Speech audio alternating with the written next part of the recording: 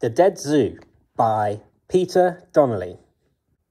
Mr. Gray was a serious man.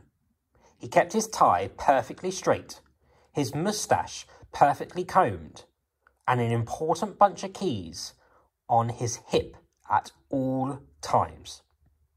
He owned a very old museum in the middle of a very big city. The people in the city called the museum the Dead Zoo. Inside, Mr. Gray kept a collection of stuffed animals. There was an elephant from Africa, a tiger from Bengal, a great white shark from the Pacific Ocean. There were skeletons too, like the giant Irish elk, and even a dodo from Mauritius. One evening, as Mr. Gray was preparing to look up his museum, he heard an unusual sound coming from the corner of the hall. "Good heavens!" he screamed with horror. "A mouse!" Now, you must know that a mouse is just a teeny-weeny furry animal that could live happily inside a very old museum. But to Mr. Gray, a real live creature didn't belong in the Dead Zoo.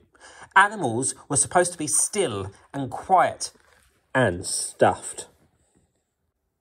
On hearing Mr. Gray's scream, the little mouse darted across the wooden floorboards and through the hallway. Mr. Gray set off in pursuit, grabbing the first thing that he could find, his large butterfly net. His long legs leapt into action, but the little mouse was much too fast for him. She sped towards the African elephant, running up its long trunk, across its enormous back and down its short tail before landing safely on the head of a stuffed duck. Next, Mr. Gray almost caught the little mouse as she skipped across the giant walrus. But once again, she escaped just in time. "Aha!" thought Mr. Gray as he noticed her scurry towards the cabinet of tiny mammals. He would surely catch her this time, but he could not just spot her. "I could have sworn that pesky mouse was hiding here somewhere." Mr. Gray just had a moment to catch his breath when he heard the rattle of tiny feet above him. There was a tiny little mouse standing proudly on top of the great Irish elk. But Mr. Gray swung his net, but alas, it got tangled in the giant antlers. This mouse was becoming a real nuisance. Once again, Mr. Gray found himself chasing the mouse across the museum floor.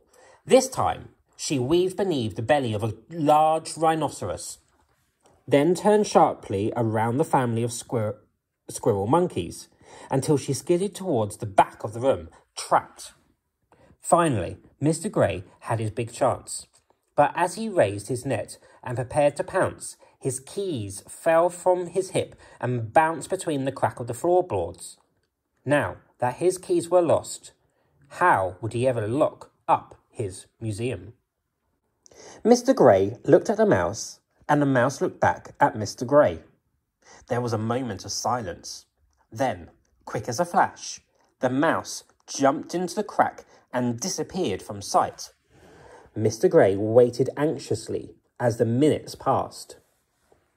Suddenly, the little mouse popped her head up through the crack in the floorboards, and she was holding Mr. Gray's keys. He slowly reached down and took them from her tiny hands. Thank you," he mumbled. You know what? Maybe having a little friend like a mouse wouldn't be such a bad idea after all. She could help Mr. Gray keep his museum nice and clean, reaching all the places that he couldn't. She could dust the tall antlers, shine the small cabinets, and even help him find his keys if he ever lost them again. In return, Mr. Gray's new friend could live in the museum for as long as she wanted. This made the little mouse smile, and it made Mr. Gray smile too. It felt good to smile and to have a friend. From that day on, every time the children came to visit the museum, Mr. Gray and the mouse would welcome them with open arms. The Dead Zoo became a wonderful place, full of fun and games. Mr. Gray was now happy to let the children enjoy his museum and to talk, laugh, run about, and... Hang on. Wait a minute. No. There was no touching the animals. He was still very serious about that rule.